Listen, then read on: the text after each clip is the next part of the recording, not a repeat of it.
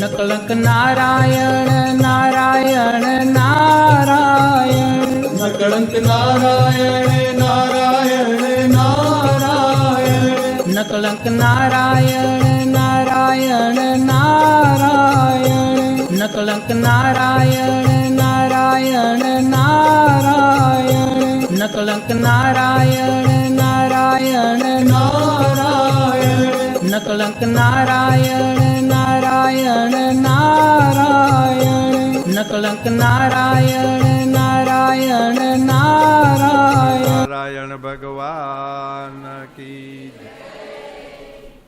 ધન્યવાદ. આપણા સદગુરુદેવે મંચિતામણી નામના પુસ્તકના એક શ્લોકમાં એમ કહ્યું છે અરે અરે કે સર્વ વાસના જ્યારે ગળે અંતરમાયથી દુગ્ધા ટળે. હા સત્ય સંગે થાય વાસના ભંગ. વાસનાનો ભંગ કેમ થાય? સત્ય સત્સંગ કરીએ તો. ને હરિચરણે જો લાગે રંગ. સદગુરુ કર્યાની જાણી જુગત, હરિ ચિંતવે થાય જીવન મુગત. વાહ વાહ સદગુરુ ક્રિયા સત્ય શાસ્ત્ર હોય, સત્ય શાસ્ત્ર તે હરિજન જોય. સાચા હરિજન કહીએ સોએ, હરિજન અંતરે પરમારથી હોય. તું હી સાચા સાઈ હો, પરમારથે બુદ્ધિ રાખીએ તો ચિતે આવે જ્ઞાન. ચિત્ત ચોખા ચંદન કરો તો ટળે મોહને અજ્ઞાન. વાહ વાહ વાહ. જુઓ સજ્જનો, આપણે અહીંયા ગુરુ પૂર્ણિમાને દિવસે સાંજે પૂજા થઈ. અરે પછી આપણા હર્ષુખભાઈએ માઇકમાં જાહેર કર્યું કે આવતીકાલે એકાદશી અનુષ્ઠાન આવતીકાલથી ચાલુ થશે 11મો. અરે અરે એની સમય સારવણી કીધી, સમય આ રીતે ધ્યાનનો ને સત્સંગનો ને. તઈ પછી આપણા આખા કચ્છ સમાજના મહામંત્રી જેઠાભાઈ દાઢીવાળા એને રજૂઆત કરી, તમને ખ્યાલ હોય તો. એ કહે કે આપણે માતાઓની બહેનોની એવી માંગ છે કે દશા અવતાર કથા વાંચો આ 10-11 દિવસ કે. તો આપણે અહીંયા કને શ્રીમદ ભાગવત દશા અવતાર કથાના ટોપિક આપણે અહીંયા લઈએ છીએ. હોવે હોવે. આપણે ધ્રુવ ચરિત્ર હમણાં ગઈકાલે કીધું હતું ને, હોવે ઉતાનપાદ રાજાનું, હોવે એ પણ શ્રીમદ ભાગવત દશા અવતાર કથામાં આવે રહ્યું. પછી પ્રહલાદનું હરનાકંસ રાજાનું ચરિત્ર કીધું હતું, એ પણ શ્રીમદ ભાગવત દશા અવતાર કથામાં આવે રહ્યું. પછી કરદમ ઋષિ અને દેવહૂતિની કથા, એટલે આવા અનેક. પછી સુદામદેવનું ચરિત્ર આવશે. પછી છેલ્લે બુદ્ધ ભગવાનના 10 અવતારની કથામાં બુદ્ધ ભગવાનનું આખું વર્ણન વિસ્તારપૂર્વક લખેલું હોય. વાહ વાહ. શ્રીમદ ભાગવતમાં બુદ્ધ અવતારનું વર્ણન ટૂંકમાં હોય ભાગવતમાં, અને એમાં રામ અવતારનું અને કૃષ્ણ અવતારની લીલાઓનું વર્ણન ખૂબ કર્યું છે. હોવે. પણ આપણા સદગુરુદેવ હસ્તેજજી મહારાજે દશા અવતાર ગ્રંથમાં બુદ્ધ અવતારનું વર્ણન અને નિષ્કલંકી ભગવાનના અવતારનું વર્ણન બહુ જ વિસ્તારપૂર્વક કર્યું છે. વાહ વાહ. એ આવશે, એ છેલ્લા દિવસોમાં આવશે, બુદ્ધ અવતાર ને નિષ્કલંકી અવતાર. તો આપણને જે માયા છે એ આપણને ખૂબ વિતાડી રહીએ. માયા અમાયું ને સદગુરુદેવ હસ્તેજમાં વાસનાનું જ બીજ છે. આ કળિયુગ જ્યારે બેઠો તઈએ પરીક્ષિત રાજા આમ વિહાર કરવા નીકળ્યા. અરે અરે. એટલે કળિયુગ એને હામો આવ્યો. કળિયુગ હામો આવ્યો એટલે પરીક્ષિત રાજા પૂછે રહ્યા. હસ્તિપુરના સર્વભૌમક તત્વ રાજા હતા. પરીક્ષિત રાજા કેના દીકરા હતા કયો જો? કોઈ કહેશો?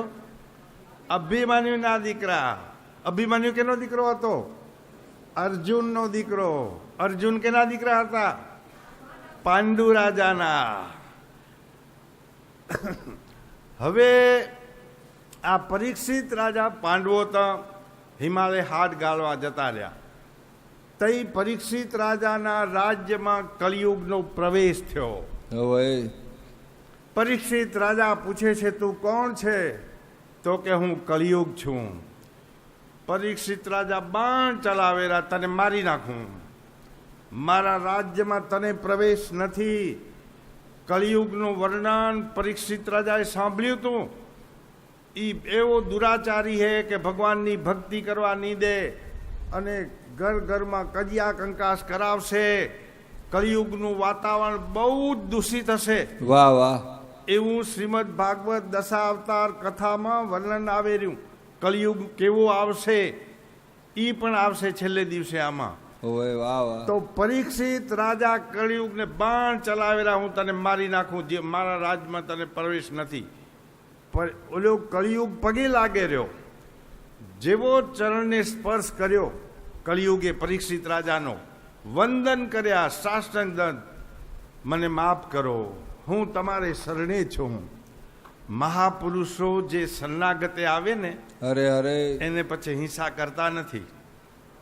હવે તને હું મારતો નથી, જીવ તો જવા દઉં દ્યો, પણ મારા રાજ્યમાં તને પ્રવેશ નથી.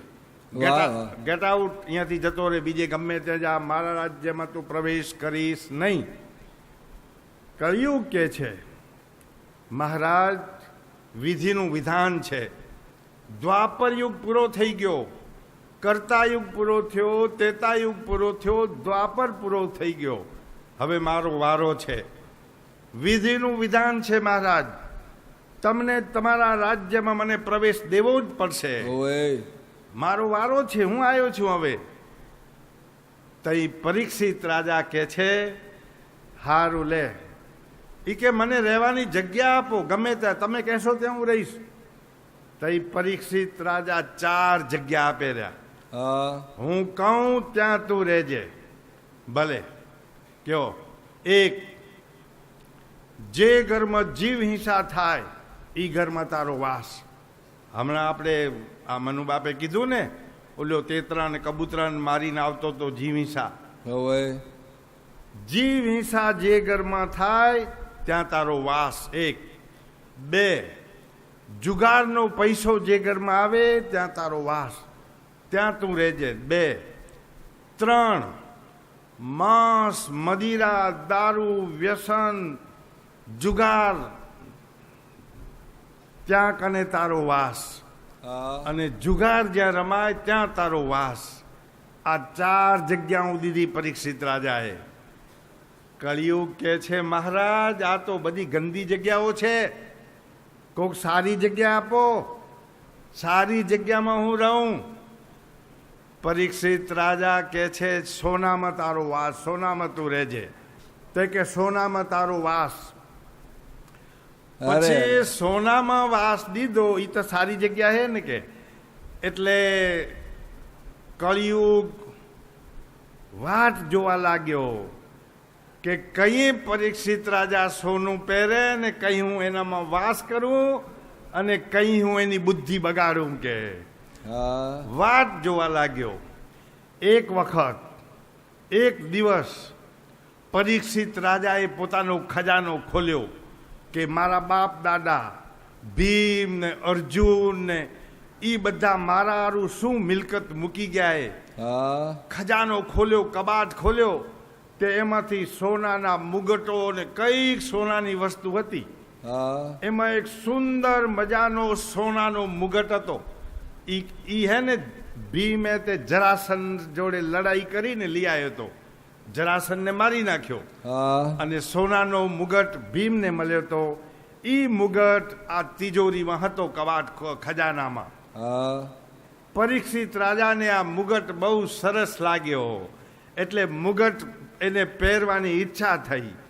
જેવો ઈ જરાસન પાપીનો મુગટ માથા ઉપર પહેર્યો અને કળિયુગે અંદર વાસ કર્યો. હા પરીક્ષિત રાજાની બુદ્ધિ બગડી. ઈ સોનામાં કળિયુગનો વાસ હતો. પરીક્ષિત રાજા કદી જંગલમાં ઓલું ખેલવા ન જતા, શિકાર ખેલવા કદી ન જતા. પણ જેવો મુગટ પહેર્યો, શિકાર કરવા જવાનું મન થયું. ઘોડા ઉપર બેસીને પરીક્ષિત જંગલમાં ગયા. જંગલમાં કોઈ શિકાર મળ્યો નહીં. થાકી ગયા, પાકી ગયા, લોથપોથ થઈ ગયા. અરે અરે બપોરે 1 વાગ્યાનો ધોમ તાપ અને ફરતા ફરતા પાછા વળ્યા એટલે શ્રમિક ઋષિના આશ્રમમાં આવ્યા. ત્યાં એને પાણીની તરસ લાગી હતી, ભૂખ લાગી હતી અને શ્રમિક ઋષિ ધ્યાનમાં બેઠા હતા. વાહ વાહ મસ્તી ને ધ્યાનના આનંદમાં હતા. પરીક્ષિત રાજાએ જેવો એના આશ્રમમાં પ્રવેશ કર્યો, માથે સોનાના મુગટમાં કળિયુગ બેઠો તો પરીક્ષિત રાજાની બુદ્ધિ બગડી. આ ઋષિ ઢોંગ કરે રહ્યો ધ્યાન કરવાનો. પરીક્ષિત રાજા સાધુ સંતોને, ઋષિ મુનિઓને બહુ આદર દેતા. હા ભગવાન સમાન સમજતા. એને ઋષિ મુનિઓ, સાધુ સંતોનો બહુ આદર કરતા. પણ આ તદી પાપી જરાસનનો મુગટ માથા ઉપર હતો, બુદ્ધિ બગડેલી હતી અને એને આ શ્રમિક ઋષિને અપમાન જેવા શબ્દો કહી ને આ શ્રમિક ઋષિને મારી નાખું. હું તો હસ્તિનાપુરનો રાજા છું, સર્વભૌમત્તક રાજા છું, બધે મારું રાજ ચાલે છે અને આ ઋષિ મારું સ્વાગત નથી કરતો. ધ્યાન કરવાનો ઢોંગ કરી બેઠો હોય. પરીક્ષિત રાજા બાણ ચડાવેલા શ્રમિક ઋષિને મારવા માટે જાતને સંભાળી લીધી. ઋષિને મારીશ તો બહુ મોટો પાપી ગણાઈશ. વાહ વાહ બહુ મોટું ઋષિને મારવાનું પાપ મને નડશે. જાતને સંભાળી લીધી અને મરેલો સાપ પડ્યો તો એ આમ એના ગળામાં નાખીને ત્યાંથી નીકળી ગયા. હા ઘરે ગયા. ઘરે જઈને જેવો મુગટ ઉતાર્યો, રાજાની બુદ્ધિ સુધરી. આહા, મેં શું કર્યું? શ્રમિક ઋષિના ગળામાં મરેલો સાપ નાખી આવ્યો હું. રાજાને જબરજસ્ત જે ઋષિને વંદન કરાય, પગે લગાય, આદર કરાય, આરતી પૂજન થાય, એને મેં મરેલા સાપનો ગળામાં હાપ નાખ્યો. વાહ વાહ જબરજસ્ત પસ્તાવો થયો. આ બાજુ શ્રમિક ઋષિનો પુત્ર શૃંગી ઈ ઘરે આવ્યો. એને જોયું કે મારા પિતાજીના ગળામાં મરેલો સાપ. એને 1 મિનિટ ધ્યાન દ્રષ્ટિ લગાવી. આ તો પરીક્ષિત રાજા નાખી ગયા.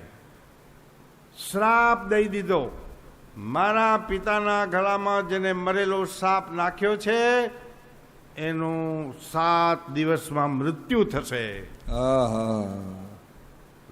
આ શ્રમિક રાજાને ખબર પડી કે મારે દીકરે ખોટો શ્રાપ દઈ દીધો. બેટા, તે ભૂલ કરી. પરીક્ષિત રાજા તો મહાન ધર્માત્મા રાજા છે. પ્રજાના કલ્યાણ કરવાવાળા, પ્રજાનું હિત કરવાવાળા, સાધુ સંતોનો આદર કરવાવાળા મહાન સમર્થ રાજા છે. અરે અરે એને તે શ્રાપ દઈને મોટી ભૂલ કરી. બેટા, મારા મોઢે જે શ્રાપ નીકળ્યો છે એ થઈને જ રહેશે. શ્રમિક ઋષિ પરીક્ષિત રાજાના દરબારમાં જાય છે. હું એને જાણતા કરું. પરીક્ષિત રાજાએ આદર સહિત ઋષિનો સન્માન કર્યું, આરતી ઉતારી, ચંદન ચોખાથી સ્વાગત કર્યું, ચરણામૃત લીધા. કે છે મારે દીકરે ભૂલ કરી છે, તમને શ્રાપ મળ્યો છે, 7 દિવસમાં તમારું મૃત્યુ થશે. પરીક્ષિત રાજા કહે છે હશે વિધિનું વિધાન. અરે અરે હજી 7 દી મારી કને છે ને, ઘણા થઈ ગયા.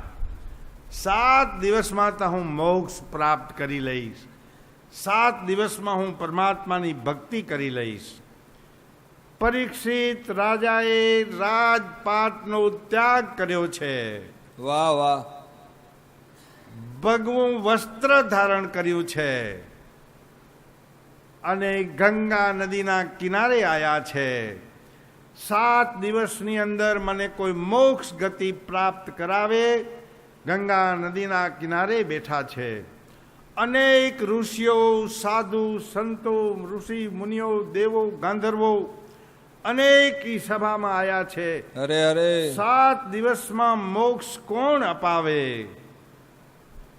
ત્યાર પછી સુખદેવજી મહારાજ આવ્યા છે. હા સુખદેવજી મહારાજ દિગંબર છે, અવધૂત દશામાં છે, નજર નીચી છે, સર્વત્ર એમને બ્રહ્મમય દેખાય છે. જગત આખું બ્રહ્મ. નારી કે પુરુષ એનો ભેદ પણ સુખદેવજી મહારાજને નથી. આ નારી છે ને આ પુરુષ છે. કોઈ જાતનો ભેદભાવ વગર એક સિંહાસન ખાલી હતું. એ સિંહાસન સુખદેવજી મહારાજ બિરાજ્યા છે. અરે પરીક્ષિત રાજાએ એને વંદન કર્યા છે. પ્રભુ, મને 7 દિવસમાં મોક્ષ થાય એવી મને કથા સંભળાવો. પહેલો જ પ્રશ્ન કર્યો એ 7 દિવસમાં મારો મોક્ષ થાય એવો મને રસ્તો બતાવો. સુખદેવજી મહારાજે શ્રીમદ ભાગવત દશાવતારની કથાનું વર્ણન કર્યું છે. અરે પરીક્ષિત રાજાએ એક ચિત્તે કથા સાંભળી છે અને છેલ્લે દિવસે તક્ષત નાગ કરડવા આવે છે. એનું નાગ ગળામાં નાખ્યો હતો ને, ઓય ઓય એટલે એ તને નાગ વળગશે ને તારું મૃત્યુ થશે એમ. એટલે એ તક્ષત નાગ કરડવા આવે છે. પણ એના પહેલા નાગ કરડ્યો એના પહેલા પરીક્ષિત રાજાએ આ સ્થૂળ શરીરનો ત્યાગ કરી દીધો. હા ગંગા નદીમાં સ્નાન કરી વૈકુંઠમાંથી વિમાન આવ્યું અને વિમાનમાં બેસીને પરીક્ષિત રાજા સ્વર્ગમાં ગયા. વાહ વાહ પછી તક્ષત નાગ એના શરીરને કરડ્યો અને પછી એનું મૃત્યુ થયું. શ્રાપ હતો એટલે શ્રાપ તો મિથ્યા થાય નહીં ને. તો એવી રીતે આ કથા છે. વાહ વાહ પછી તો કૂર્મ અવતારની કથા આવે છે. મચ્છા અવતાર, કૂર્મ અવતાર. કૂર્મ અવતારમાં દેવો અને દાનવો ઓવે એના વચ્ચે યુદ્ધ થયું. યુદ્ધમાં દેવોની હાર થઈ અને દાનવો જીતી ગયા. દાનવો જીતી ગયા એટલે સ્વર્ગનું રાજ પાછું દાનવોના હાથમાં આવ્યું. ઇન્દ્રક અને ઇન્દ્રાસનનું રાજ જતું રહ્યું. વાહ વાહ બધા દેવો ભેગા થઈ આદિનારાયણ પરમાત્મા પાસે ગયા છે. વાહ વાહ પ્રભુ, વૈકુંઠનું રાજ દેવો પાસેથી જતું રહ્યું, દાનવોના હાથમાં આવી ગયું છે. હવે શું કરવું? આદિનારાયણ પરમાત્મા એમ કહે છે, તમે સમુદ્ર મંથન કરો. દાનવો વચ્ચે તમે મૈત્રી કરો, 2 મિત્રો થઈ જાઓ. એકલાનું કામ નથી. સમુદ્ર આખો વલોવો એટલે દાનવોની મદદ લેવી પડશે. દાનવો બહુ તાકાતવાળા છે. વાહ વાહ સમુદ્ર મંથનમાં દાનવોની મદદ લો અને પછી હું એમાંથી અમૃત નીકળશે. મંથન કરતા કરતા એ અમૃત યુક્તિથી હું તમને પાઈ દઈશ. હા એટલે તમે અમર થશો, તમારી તાકાત વધશે અને સ્વર્ગનું રાજ પાછું તમને મળશે. હા યુદ્ધમાં દૈત્યોની હાર થઈ જશે. તમે સમુદ્ર મંથન કરો, એમાંથી અમૃત નીકળશે, હું એ તમને પાઈશ. મંદરાચલ પર્વતનો રવૈયો બનાવ્યો છે. વાહ વાહ ઉચ્છાસ વલોવે ને આમ ઓય તો એ રવૈયો ખપે ને. તમે બધી છાવું કરી હોય, તમે કર્યું હે ને આ બધી મોટી માવું હોય એટલે કરેલી જ હશે. ઓય આજકાલની વહુને ખબર નહીં હોય. અને પછી મોટરું આવ્યું ચા બનાવવાની. બટન દબાવે એટલે ચા તૈયાર થઈ જાય. આમ હાથેથી આમ વલોવું ના પડતું. મંદરાચલ પર્વતનો રવૈયો બનાવ્યો છે, વાસુકી નાગનું દોરડું બનાવ્યું છે. પછી તો પરીક્ષિત રાજાનો દીકરો કોણ? જન્મેજય રાય. જન્મેજય રાયને ખબર પડી કે તક્ષત નાગ મારા પિતાને કરડ્યો અને તક્ષત નાગના કરડવાથી મારા પિતાનું એટલે પરીક્ષિત રાજાનું મૃત્યુ થયું. એ જન્મેજય રાજાને ખબર પડી. ઓય એટલે જન્મેજય રાજાએ એક એવો યજ્ઞ કર્યો કે હું બધા સાપને ને નાગને બાળીને ભસ્મ કરી નાખું બધાય કે. હા એટલે એને એક એવો યજ્ઞ કર્યો અને વેદોના જાણકાર બ્રહ્મનિષ્ઠ મહાપુરુષો એવા બ્રાહ્મણો બોલાયા મંત્રો ઉચ્ચાર કરવા. તમે એવો યજ્ઞ કરો કે આ પૃથ્વી ઉપર જેટલા સાપ ને નાગ હે એ બધા આવીને અગ્નિકુંડમાં પડે વાહ વાહ અને બળીને ભસ્મ થઈ જાય. એટલે યજ્ઞમાં મંત્રોમાં એટલી બધી શક્તિની તાકાત છે.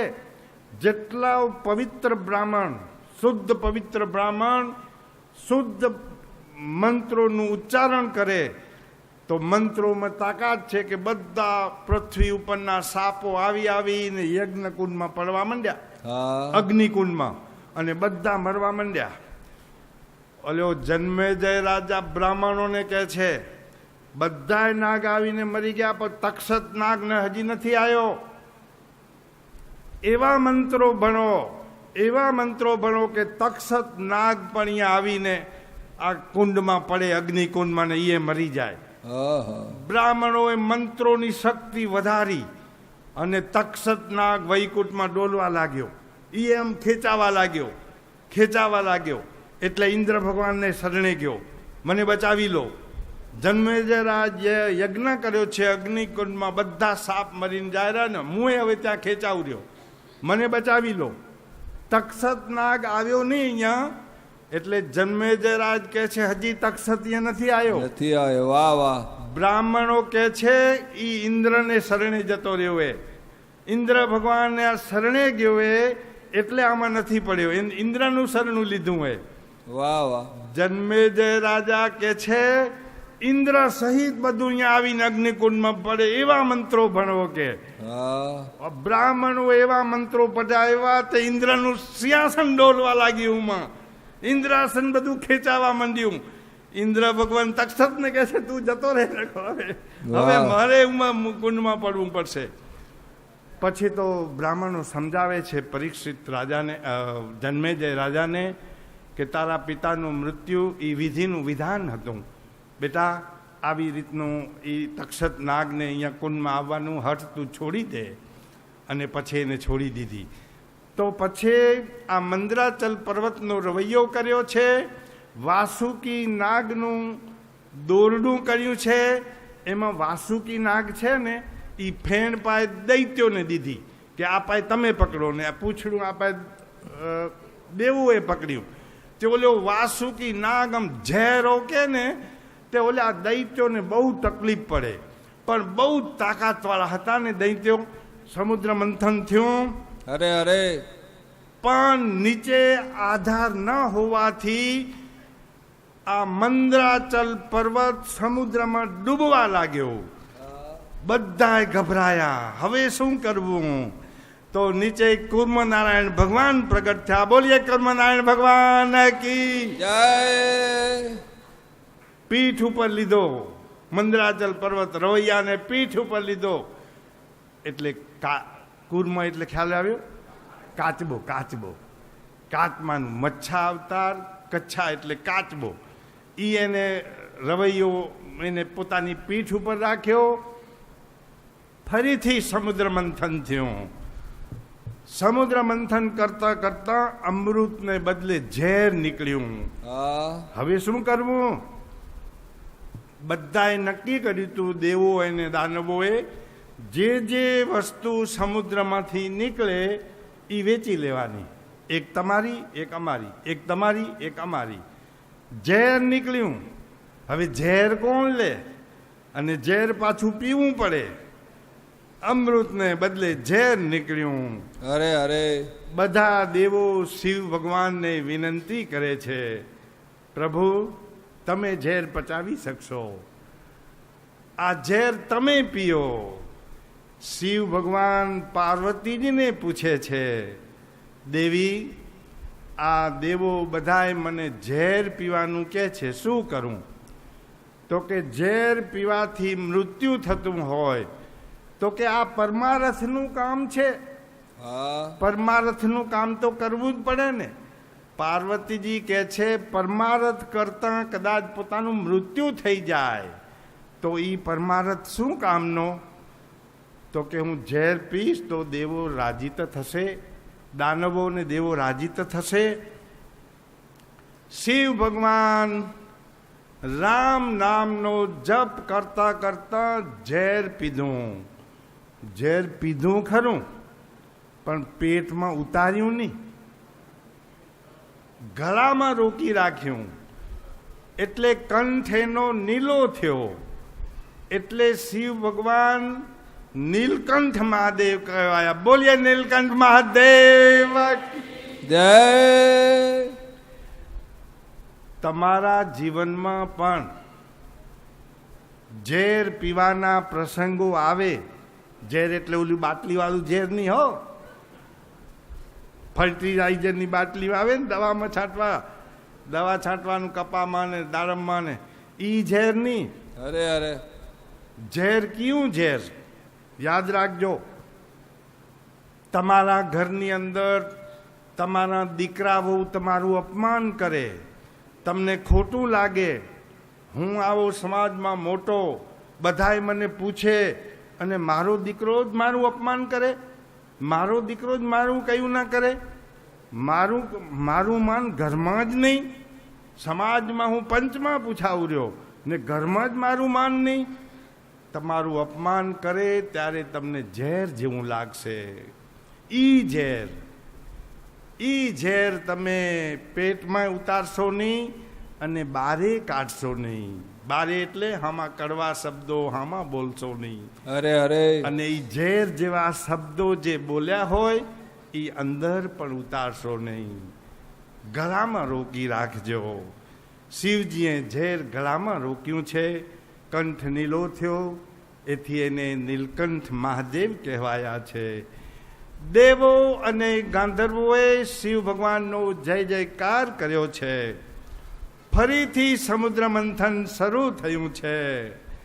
સમુદ્ર મંથન કરતા કરતા કામધેનુ ગાય નીકળી છે, એ બ્રાહ્મણોના ભાગમાં આવી છે.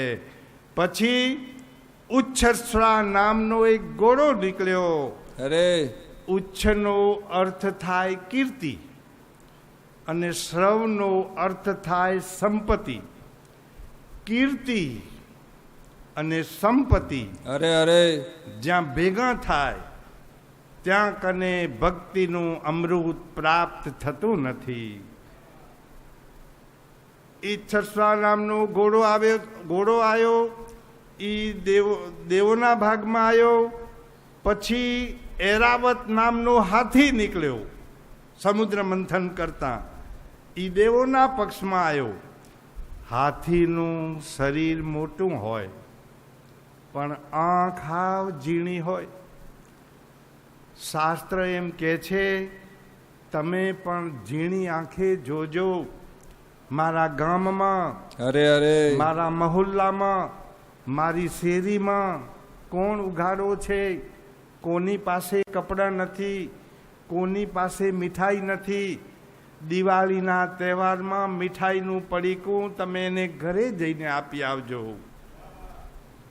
ગામમાં કોઈ એવા હોય દીન દુખી, આર્થિક પરિસ્થિતિ જેની નબળી હોય, એવા લોકોને મીઠાઈ એના ઘરે જઈને આપી આવજો.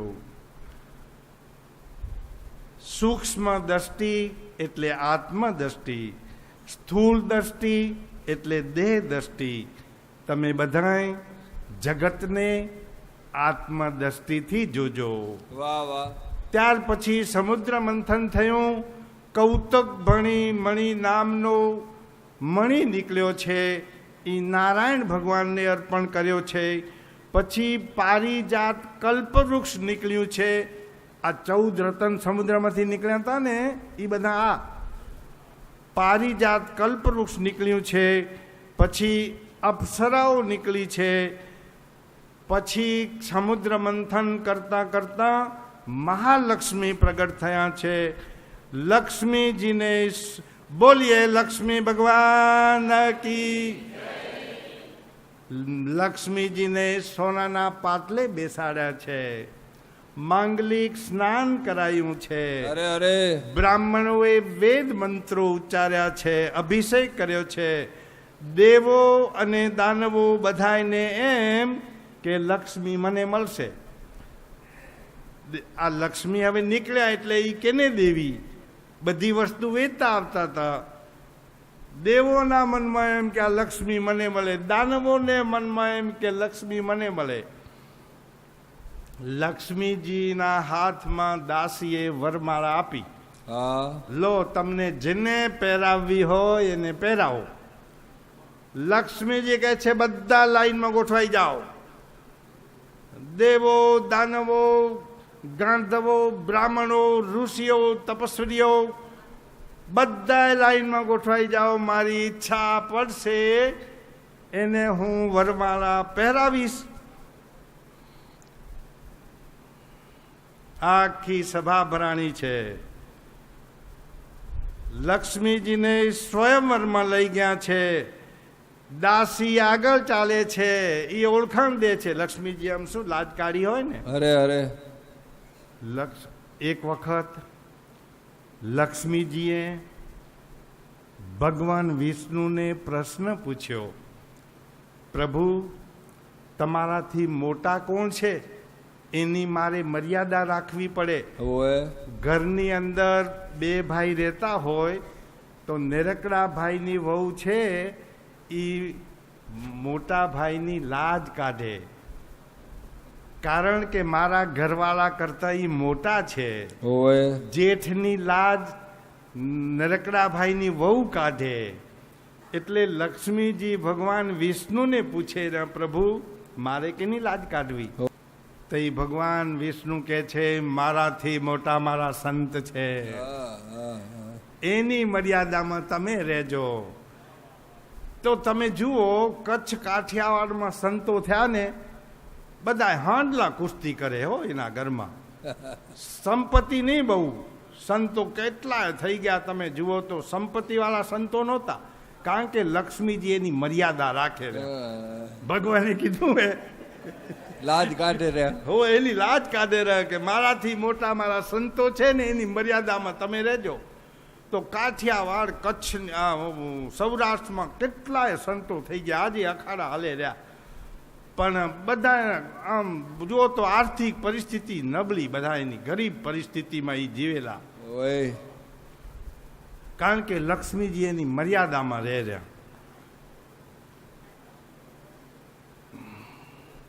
લક્ષ્મીજી કહે છે મારી ઈચ્છા હશે એને હું વરમાળા પહેરાવીશ.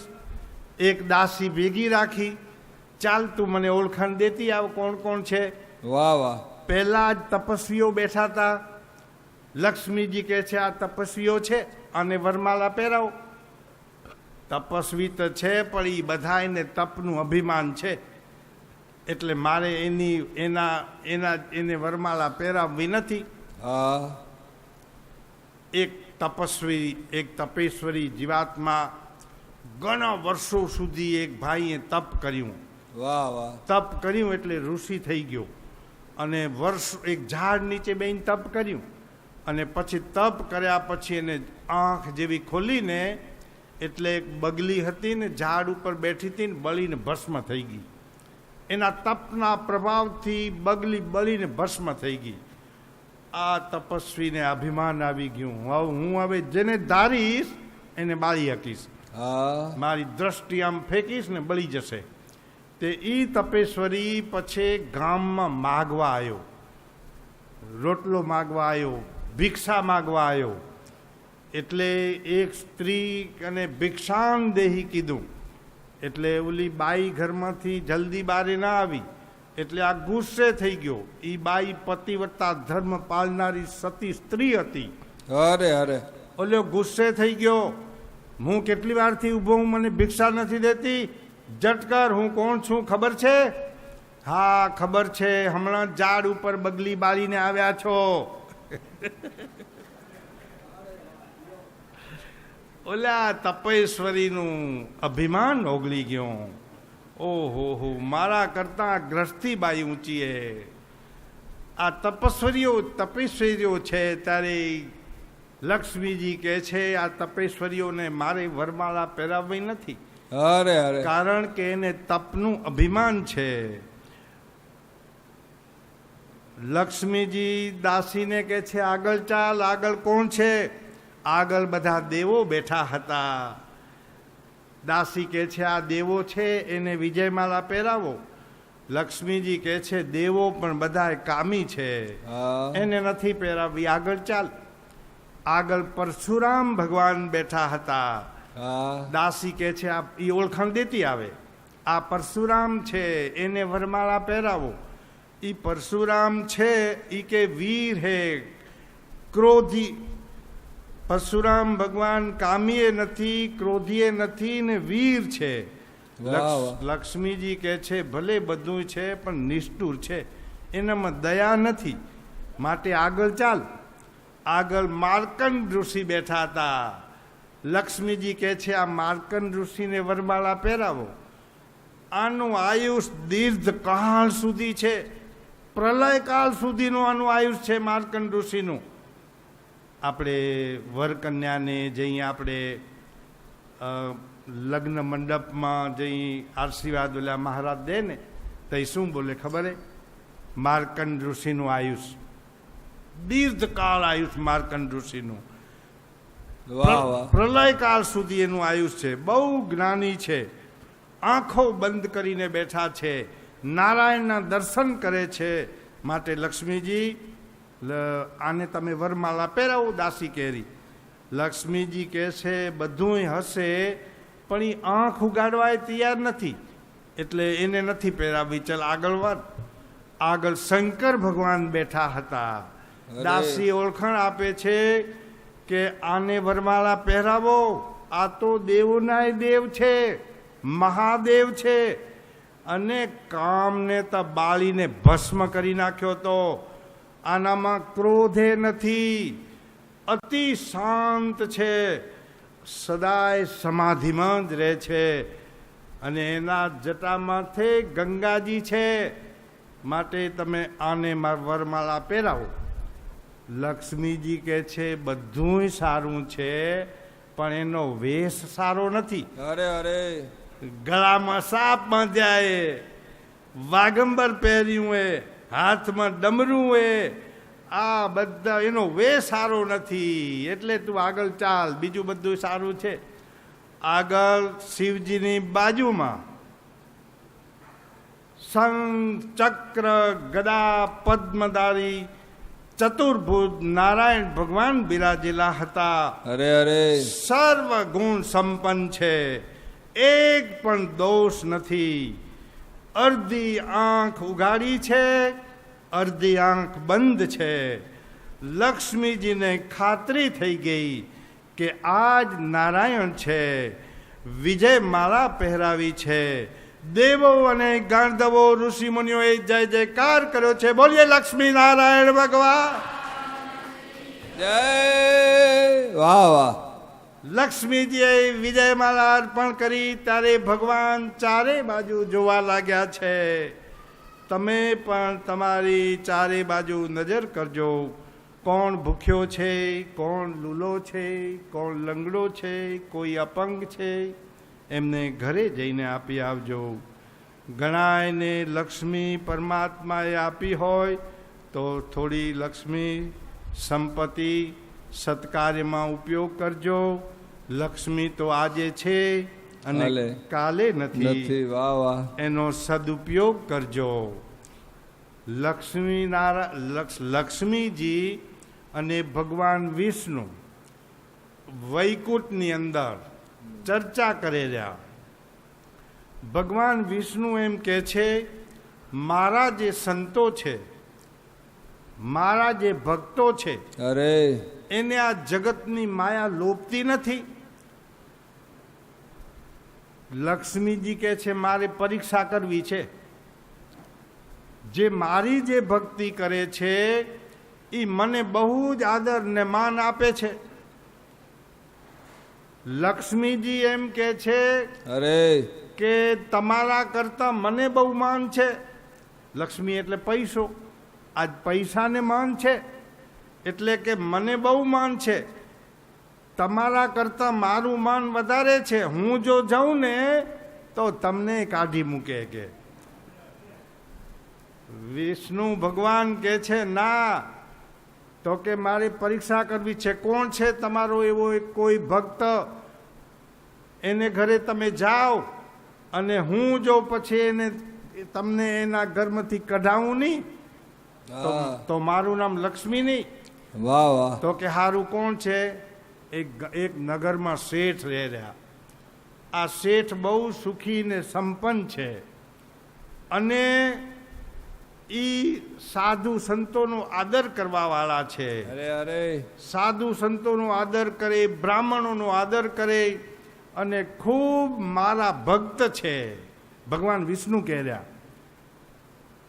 તો લક્ષ્મીજી કે હારું તમે જાઓ એને ઘરે, તમને હું જો ઘરમાંથી કઢાવું નહીં, તમે પહેલા જાઓ અને હું પછી અહીંથી આવીશ, ખબર પડશે.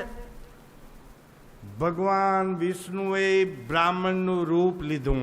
અરે અરે બ્રાહ્મણનું રૂપ લઈને આ શેઠના ઘરે આવ્યા. શેઠ બહુ ધર્માત્મા હતા, હા ભક્તિ ભાવ વાળા હતા, ભગવાનમાં માનના વાળા હતા. દેવ દર્શન, ભજન, કીર્તન, સત્સંગ, સંધ્યા આરતી બધું જ કરે. વાહ વાહ. ભગવાન ઉપર પણ વિશ્વાસ, સાધુ સંતોનો, બ્રાહ્મણોનો, બધાયનો આદર કરે એવા ધર્માત્મા શેઠનું ઘર. ભગવાન વિષ્ણુ એના ઘરે ગયા. લક્ષ્મીજીને કીધું કે હું આ શેઠને ઘરે જઉં રહ્યો, મને તું કાઢ તો ખરી. કે બ્રાહ્મણના રૂપમાં ભગવાન વિષ્ણુ શેઠને કહે છે શેઠ. અરે અરે શેઠે આ બ્રાહ્મણને વંદન કર્યા, પગે લાગ્યા. પ્રભુ ભૂદેવ, તમે મારું આંગણું પાવન કર્યું. વાહ વાહ. બોલો હું તમારી શું સેવા કરું? તો કે મને આ શ્રાવણ માસ છે એટલે શ્રાવણ માસ 1 મહિનો મને ભગવાનની ભક્તિ કરવી છે. વાહ વાહ. એટલે મને એકાંત જોઈએ છે. તમારી સાધુ સંતોને બ્રાહ્મણો ઉપર ખૂબ મીઠી નજર છે, તમારી દયા છે એવું મેં સાંભળ્યું છે. એટલે હું તમારે ઘરે આવ્યો છું. મને 1 મહિનો તમે તમારા ઘરે રહેવા દેશો? શ્રાવણ માસમાં દૂધ અને ફળ ઉપર હું રહીશ, અન્ન હું મોઢામાં નહીં નાખું. અરે અરે અને એક તમારા ઘરના એક ખૂણામાં મને રહેવા આપો અને હું દૂધ ફળ ખાઈ ભગવાનની ભક્તિ નામ સ્મરણ કરીને શ્રાવણ માસ હું પૂરો કરીશ. ઓલા શેઠ કે છે મારું અહોભાગ્ય, તમે મારે દ્વાર પધાર્યા. 1 મહિનો નહીં, 4 મહિના રહ્યો, 12 મહિના રહ્યો, આ ઘર તમારું જ છે. વાહ વાહ. હું તમારી પૂરી તન મન ધનથી સેવા કરીશ, દૂધ અને ફળ પૂરા પાડીશ, તમે જે માગશો એ હું આપીશ. હા તમે મારું આંગણું પાવન કર્યું, પવિત્ર કર્યું, સુખ રૂપે તમે મારા ઘરમાં રહ્યો. મારી કને ઘણા બધા અહીંયા રૂમો છે ઘરની અંદર. અહીંયા નિષ્કલંકી ધામમાં 50-60 રૂમ છે, તમે ગમે તે રૂમમાં રહ્યો. વાહ વાહ. શેઠે આ બ્રાહ્મણ એટલે કોણ હતું? કોણ હતા? ઈ ભગવાન હતા. બ્રાહ્મણનું રૂપ લઈને આવ્યા હતા. ભલે ભલે સુખેથી રહો, એક રૂમ રહેવા દીધો.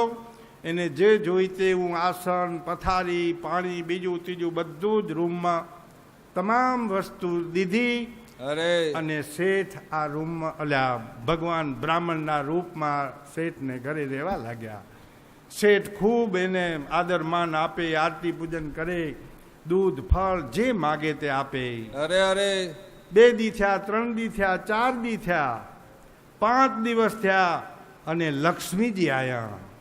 હવે એને આ ઘરમાંથી કાઢવા હતા. ભગવાન એના વખાણ કરતા હતા, આ તો બહુ શેઠ ધર્માત્મા છે, મારો બહુ ચાહક છે. લક્ષ્મીજી ભિખારણનું રૂપ લઈને આવ્યા, માગવાવાળા. આંગણે આવીને ઊભા ને દરવાજા આગળ. શેઠને કહે છે, શેઠ અરે અરે પાણીની તરસ લાગી છે, પેલું પાણી પાઈ દો ને મને. શેઠ ધર્માત્મા હતા, ગરીબોના, દીન દુખિયાના બધાનો આદર કરવાવાળા હતા. લક્ષ્મીજીએ પાણીનો ગ્લાસ માગ્યો એટલે શેઠ પાણીનો ગ્લાસ ભરીને લક્ષ્મીજીને આ બાઈને દીધો, ભિખારણને. લક્ષ્મીજી હતા. પાણી પીધું.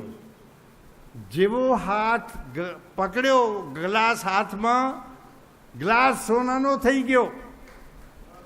વાહ વાહ ઓલ્યા શેઠ અચરજ પામી ગયા. હા હા, આ બાઈ કો કળાવાળી હો.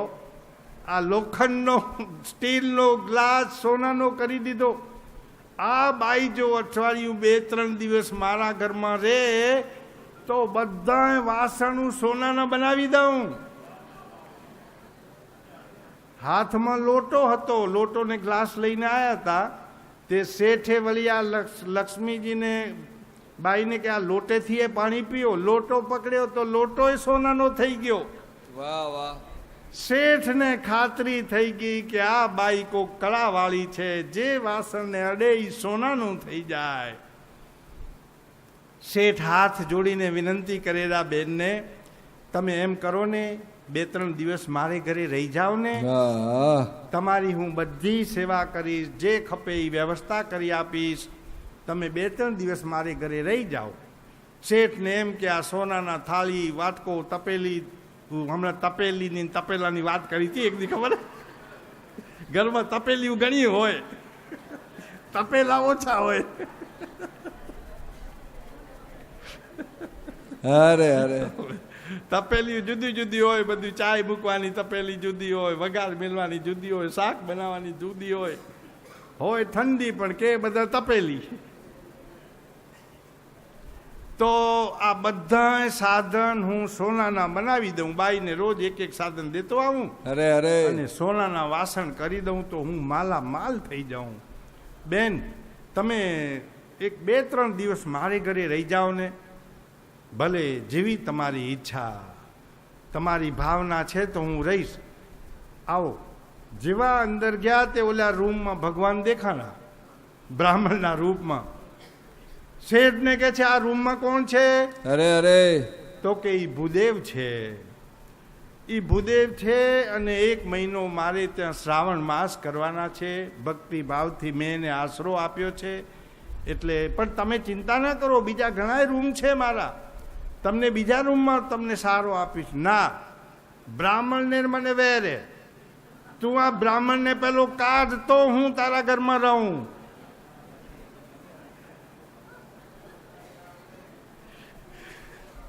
લક્ષ્મીજી, શેઠ કહે છે લક્ષ્મીજીને, બાઈને કરઘરે છે કે ઘણા રૂમ છે, એને મેં મહિના માટે કહી દીધું હોય અધવચ્ચે ન કઢાય. ના, તો હું આ હાલી ઉભા રહો, હું વિચાર કરી જોઉં. લક્ષ્મીજી બ્રાહ્મણને કાઢવાનું કે શેઠ માને નહીં, એટલે લક્ષ્મીજી હાલતા થાય એટલે વળી રોકી રાખે. ઉભા રહો, હું પૂછી તો જોઉં. અરે અરે શેઠ બ્રાહ્મણ કને ગયા, એ ભગવાન કને. એ પ્રભુ, તમે એમ કરો ને, આ 2-3 દિવસ માટે સહેજ બીજે રહી આવો ને પછી આવજો. અરે, હમણાં તે મને વચન દીધું હોય કે 1 મહિનો શું 12 મહિના રહેશો તોય મારી ના નથી ને. હવે મારે બીજી એક બેન આવી છે ને, એને રાખવી છે. ભલે એને ઘણા રૂમ છે ને, પણ એ ના પાડે રહી કે આ બ્રાહ્મણને કાઢો તો હું રહું. ભગવાનને ખબર કે આ લક્ષ્મીજી છે. ભાઈ, તું મને વચન દઈને હવે અધવચ્ચે ક્યાં કાઢો રહ્યો? વાહ વાહ શેઠ ગુસ્સે થઈ ગયા. બ્રાહ્મણને કે નીકળો છો કે નહીં, કે ધક્કા મારીને કાઢો. શેઠે આ બ્રાહ્મણનો હાથ ઝાલીને કાઢ્યા છે, નીકળી જાઓ અહીંયાથી, હું બાઈને રહેવા દઈશ અહીંયા કે. વાહ વાહ. લક્ષ્મીજી આ દ્રષ્ટાંત છે. તો જુઓ, લક્ષ્મી જ્યાં આવે ત્યાં માણસો ભગવાનને ભૂલી જાય છે. તો ભગવાન લક્ષ્મીજીને કહે છે, જો લક્ષ્મીજી ભગવાનને કહે છે, જુઓ તમારા ભગત ભગવાનમાં માનવાવાળા, શ્રદ્ધા, વિશ્વાસ, સાધુ સંતોના આદર કરવાવાળા કેવા ધક્કા મારીને તમે બારે કાઢ્યા. અરે અરે. હું જાઉં ત્યાં લોકો ભગવાનને ભૂલી જાય છે. આ એનું દ્રષ્ટાંત છે. તો લક્ષ્મી ભગવાને દીધી હોય તો એનો સદુપયોગ કરજો. પછી ફરીથી સમુદ્ર મંથન થયું છે. સમુદ્ર મંથનના અંતે સમુદ્રના તળિયેથી ધન્વંતરી નારાયણ ભગવાન પ્રગટ થયું છે. બોલીએ ધન્વંતરી નારાયણ ભગવાન જય. આ શેના માટે સમુદ્ર મંથન કર્યું તું? બોલો. અમૃત માટે. ધન્વંતરી ભગવાન અમૃતનો ગળો લઈને બહાર આવ્યા છે. દૈત્યો બધાય ઝઘડવા લાગ્યા. હટ, જેના માટે મથ્યા હતા એ અમૃતનો ગળો હવે આવ્યો. ઓય. ધન્વંતરી ભગવાનના હાથમાંથી એક દૈત્ય રાક્ષસે ગળો જૂટવી લીધો. ગળો જૂટવી લીધો. દૈત્યો અંદર અંદર ઝઘડવા લાગ્યા. એ હું કે હું બધું અમૃત હું એકલો પી જઈશ. બીજા દૈત્ય કે ગળો મને દે, નહીં તો ઝઘડો થશે. ત્રીજો દૈત્ય કે મને દે ગળો, ન કઈ ઝઘડો થશે. અંદરો અંદર દૈત્યો ઝઘડવા લાગ્યા. દેવો કે ગળો મને આપો, દૈત્યો કે મને આપો. એક બળવાન રાક્ષસ કે હું પી જઈશ. હા. જે ઘરમાં ઝઘડો થાય ઈ ઘરમાં ભક્તિનું અમૃત મળતું નથી. વાહ વાહ. તમે ઘરમાં ઝઘડો જરાય કરશો નહીં. કુટુંબ પરિવાર વાળા બધાય સંપથી રહેજો. દૈત્યો ઝઘડવા લાગ્યા છે. પરમાત્માએ લીલા કરી છે. ભગવાન મોહિની નારાયણ પ્રગટ થયા છે. બોલીએ મોહિની નારાયણ ભગવાન જય. આજ પ્રભુએ પિતંબર નથી પહેર્યું. આજ ભગવાન સાડી પહેરીને આવ્યા છે. અને એવું રૂપનું અતિ સુંદર સ્વરૂપ હતું. બધા દૈત્યો અમૃતને ભૂલી ગયા. અને આ મોહિની નારાયણ ભગવાન મોહિનીનું રૂપ લઈને આવ્યા હતા. અપ્સરા જેવી સ્વર્ગની રૂપની અંબાર. એના હમું બધા તાકીને જોવા લાગ્યા. વાહ વાહ. પૂછવા લાગ્યા, તમારું ઘર ક્યાં છે? તમારા માતા પિતા કોણ છે? તમારું લગ્ન થયું કે નહીં? અમૃતલે ભૂલી ગયા.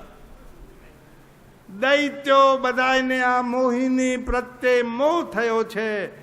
મોહ થયા પછી વિવેક રહેતો નથી. અરે અરે. અને વિવેક ગયા પછી જ્ઞાન તકતું નથી. એટલે ભક્તિમાં વિવેક રાખજો. દૈત્યોને મોહ થયો. બધા હસતા મોહિની કે છે, પણ જો પુરુષ મારા માટે રડે, મારામાં 16 આની જો પ્રેમ કરશે, એના ઘરમાં હું રહીશ. મોહિની કે છે.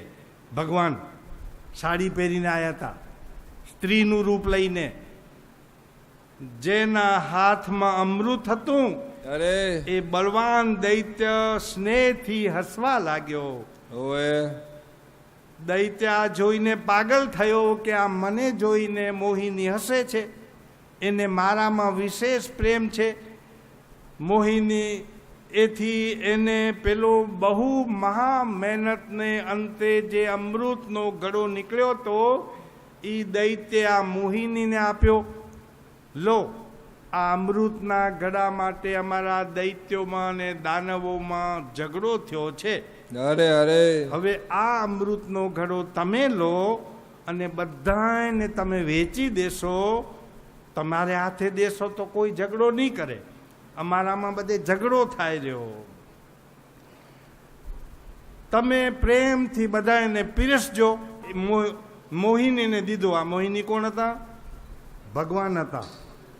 કે તમે આ બધાને અમૃત વેચશો તો કોઈ ઝઘડો કરશે નહીં. તે મોહિની નારાયણ ભગવાન શું કહે છે? જુઓ, તમે મારા ઉપર વિશ્વાસ કર્યો હોય ને, એટલે હું બધાને સરખું અમૃત વેચીશ. પણ તમે બધા લાઈનમાં ગોઠવાઈ જાઓ. એક બાજુ દૈત્યોની લાઈન કરો, બીજી બાજુ દેવોની લાઈન કરો. હું બધાને અમૃત સરખે ભાગે વેચી જઈશ. અરે અરે પણ તમે શાંતિથી બધા બેસો. એક બાજુ દૈત્યો બેઠા હે, એક બાજુ દેવો બેઠા હે. શાંતિથી બેસી ગયા. આ મોહિની નારાયણ બધા દેવોને અમૃત દે રહ્યા. દેવોને અરે, અરે. અમૃત દે રહ્યા ને જુએ એમ દૈત્યો આમો. દૈત્યો રાજી થાય પછી આપણને જડશે કે. વાહ વાહ હવે એમાં એક રાહુ અને કેતન, ઈ બે દૈત્યોને વેમ પડ્યો. હોવે આ નક્કી દગો થનારો હોય કે આ બધું અમૃત દેવોને પાઈ દેશે ને આપણે રહી જશું. એટલે રાહુ ને કેતુ જે બે દૈત્ય હતા ને એને દેવોનું રૂપ ધારણ કર્યું. ધારે એમાં રૂપ લઈ શકતા. એને દેવોનું રૂપ ધારણ કરી અને ચંદ્ર અને સૂર્ય એ બે દેવ બેઠા હતા. એના વચ્ચે આ રાહુ ને કેતુ બે ગોઠવાઈ ગયા.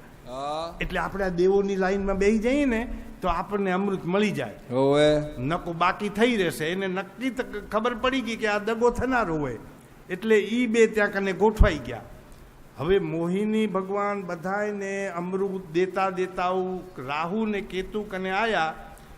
એને ખબર પડી કે આ છે બે રાક્ષસ છે, પણ પાંગતમાં વેચો વરો થાય નહીં.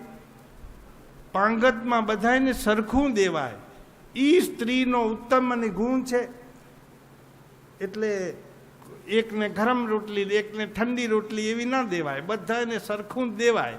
વાહ વાહ વાહ વાહ એને અમૃત દીધું એટલે એ રાહુ ને કેતુ અમર થઈ ગયા. એ તે આજે આપણે કહીને આ રાહુ નડે રહ્યો.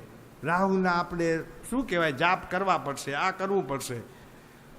પછી તો ભગવાનને ખબર પડી એટલે સુદર્શન ચક્ર મેલી અને રાહુનું ધડ કાપ્યું છે.